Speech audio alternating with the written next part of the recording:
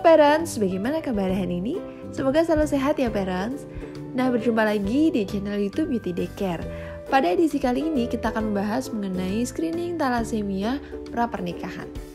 Talasemia merupakan kelainan genetik yang disebabkan mutasi gen, utamanya gen pada kromosom 16 yang mengontrol pembentukan rantai alfa dan juga kromosom 11 yang mengontrol pembentukan rantai beta. Talasemia bisa diturunkan secara genetik bila salah satu pasangan memiliki sifat pembawa talasemia. Karenanya untuk mencegah talasemia, sangat penting melakukan screening talasemia sebelum menikah untuk mendeteksi pembawa hemoglobinopati. Berdasarkan data dari Kemenkes, terdapat sekitar 7% populasi dunia sebagai pembawa sifat talasemia dengan kematian sekitar 50.000 hingga 100.000 anak, di mana 80%-nya terjadi di negara berkembang. Indonesia merupakan negara yang berada dalam sabuk talasemia dengan angka kejadian pada Mei 2021, jumlah penderitanya mencapai 10.555 orang. Gejala talasemia beraneka ragam yang dibedakan melalui jenis-jenis talasemia. Yang pertama ada talasemia mayor, di mana kedua orang tua merupakan pembawa sifat dengan gejala dapat muncul sejak awal masa kanak-kanak yang kemungkinan hidupnya terbatas.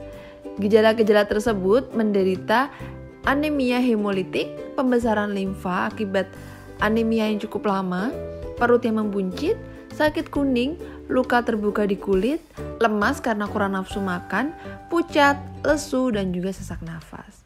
Pasien ini membutuhkan transfusi darah seumur hidupnya setiap 2 sampai dengan 4 minggu sekali. Yang kedua ada talasemia minor. Gejalanya lebih ringan dan sering hanya sebagai pembawa sifat saja. Biasanya ditandai dengan lesu, kurang nafsu makan, sering terkena infeksi. Nah, kondisi ini sering disalahartikan sebagai anemia karena defisiensi zat besi. Dan yang terakhir ada talasemia intermedia. Pada jenis ini, penyakit talasemia baru terlihat pada anak-anak yang lebih besar. Biasanya terlihat dari hasil pemeriksaan darah dengan hasil di bawah normal. HB mereka berkisar antara 8 sampai dengan 10 gram per dl. Penderita talasemia intermedia ini membutuhkan transfusi darah namun tidak rutin.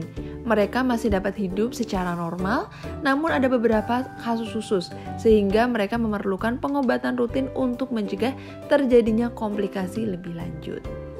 Penderita talasemia bila tidak ditangani secara serius rata-rata hanya bertahan hingga usia 8 tahun. Perawatan berupa transfusi rutin akan memperpanjang harapan hidupnya. Bukan cuma itu, mereka juga harus melakukan suntik pengikat zat besi dan obat-obatan khusus setiap hari untuk membantu mengeluarkan zat besi yang berlebihan yang didapat dari transfusi darah tersebut. Obat ini berupa obat desferal yang diberikan lewat suntikan, bahkan saat ini sudah ada yang berupa obat oral yang bisa dikonsumsi bagi penderita di atas 2 tahun. Tindakan penata laksanaan terbaik justru ada pada cangkok sumsum tulang, di mana jaringan sumsum tulang penderita diganti dengan sumsum tulang donor yang cocok dari anggota keluarga. Meskipun hal ini masih cukup sulit dan biayanya juga cukup mahal, sebagai pemantaunya adalah pemeriksaan kadar ferritin 1 sampai dengan 3 bulan untuk mengetahui kelebihan zat besi. Selain akibat anemia kronis, maka juga perlu ada pemantauan proses tumbuh kembang. Selain itu, dengan perubahan fisik yang drastis dan berbeda dari orang normal pada umumnya, mereka juga butuh pendampingan psikososial untuk menguatkan masalah psikologi mereka. Manfaat dari screening talasemia sebelum menikah juga membuat pasangan lebih tahu hal-hal langkah-langkah yang tepat yang harus dilakukan bila salah satu di antara mereka membawa sifat talasemia. Screening sebelum menikah biasanya akan melakukan beberapa tes, mulai dari kelainan darah genetik umum, misalnya anemia sel sabit, dan juga talasemia ini.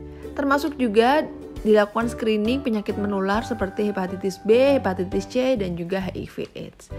Nah, manfaat dari screening talasemia ini yaitu dapat mempromosikan kesadaran tentang konsep pernikahan sehat dan komprehensif.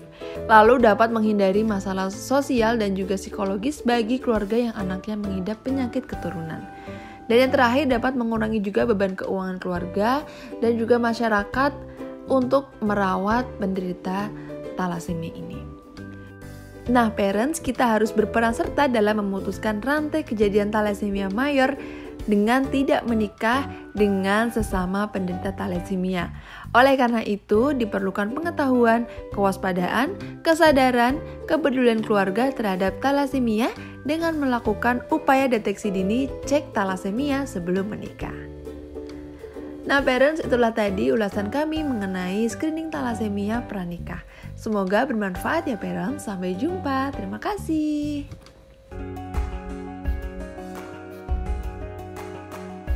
Jangan lupa untuk like, komen, share, dan subscribe channel YouTube Beauty Daycare untuk mendapatkan informasi parenting lainnya.